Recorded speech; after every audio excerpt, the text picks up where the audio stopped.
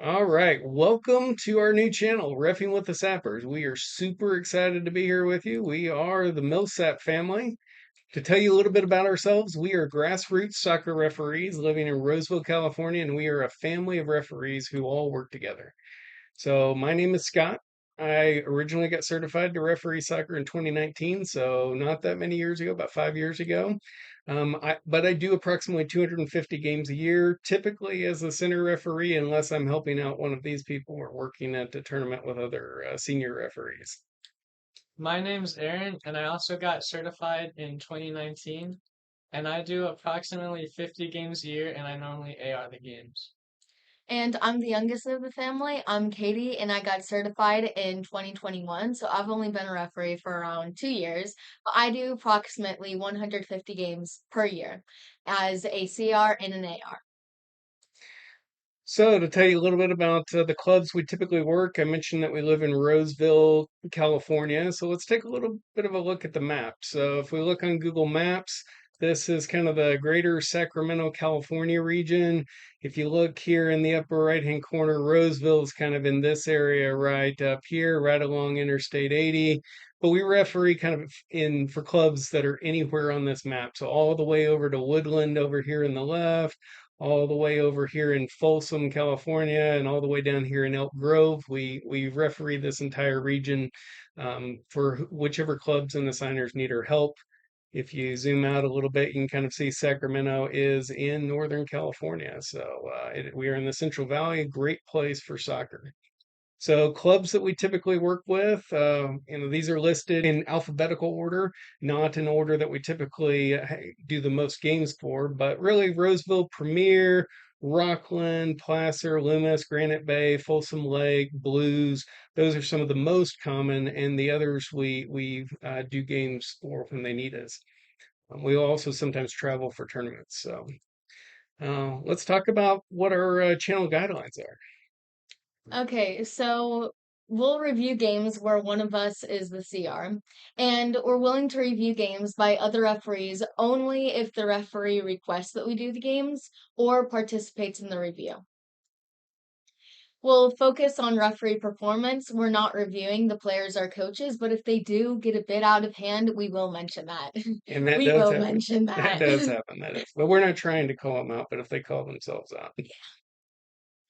We'll apply the IFAB laws of the game with any local modifications to the game. Some of those local modifications will include like, you can't head the ball at U11 games, that kind of thing, right? We're willing to have like referee assessors, assigners, coaches, or mentors make guest appearances and maybe review our reviews. Yeah, so as we mentioned, we're grassroots referees. We are not assessors, but we're willing to have those people and give us feedback on these games. We'd even be willing to have some of these coaches come on that might give us a hard time in a game and see if they want to come in and give their own review as well. We would love to have them on with us. Yeah, as he was saying, we're not like the end all be all of referees. We're just here trying to have a fun time and review ourselves. Irresponsible behaviors by coaches, players, and parents will be discussed in the review if it's like really bad and you can hear it on the thing. So let's talk a little bit about how we're going to actually rate ourselves. We're going to assign a score to how well we did and calculate that mathematically. And we're going to call that the Sapper score. The Sapper score is going to be displayed as a percentage, but it's going to be calculated as total referee decision points less any deductions for incorrect calls divided by the total decision points in a game. Those decision points are really any moment in the game where a referee decision is required.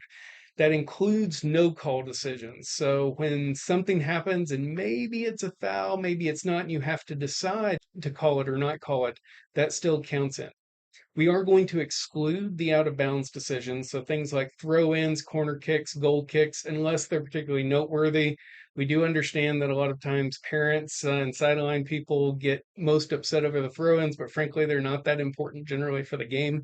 So we're generally going to ignore those unless they're particularly noteworthy. And finally, individual moments can be multiple decision points. The first decision can be, is it a foul? The second decision can be, should there be a card? And the third decision can be, well, what color card should it be? Now, we won't always count every decision point as three decisions. If it's clearly not card worthy, we're only going to count that as one decision. But if it starts to get into the gray area of maybe there should be a yellow card or not, we're going to start deciding should there be a card. And when it's severe enough that maybe it should be a red card, then we're going to start the decision of should it be a yellow card or a red card, and that will then increase the number of decision points. For the deductions, there's a -1 point for incorrect calls. So maybe we just missed a call, or maybe we did an incorrect no call.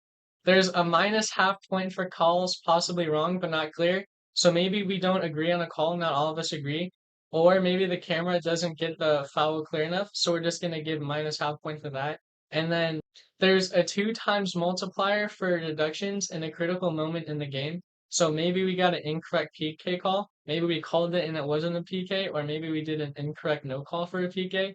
And also free kicks near the box that result in a goal. Okay.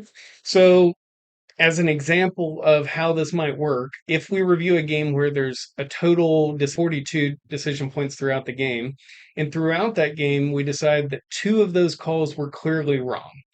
Maybe one of those calls was just kind of midfield and just part of the normal course of the game, but one of those two was a critical decision point in the game. And then we have another call where maybe possibly we got it wrong and we can't kind of all three of us agree.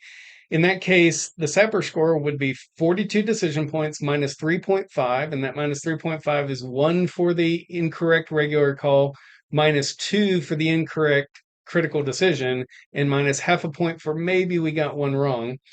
And then we divide that by 42, which outputs a 91.6 Sapper score. So, how do we interpret the Sapper score? Well, a great game would be something that is greater than 95% of all the calls that we got right. A good game is from 85 to 95%. This would be considered a good game. An okay game is 75% to 85%. And a reconsider our life choices is a Sapper score below 75%. And some of these games and scores, it's going to be affected by the nature of the game. The number of decision points has a big impact. You know, if it's a really quiet game with very few decision points that have to be made, if there's only 20 decision points and you get two of those wrong, that's automatically 10% off, right? Whereas a more complex game with maybe 50 decision points and a couple of them being, you know, critical in the match, would end up with similar scores. So, um, we're going to have to work with this and figure it out as we go. But we felt like this kind of a score would be good and help us rate ourselves and see how we did. So with that, we really are excited to have you along with us in this journey, and we are excited to start getting games going. See you out on the pitch.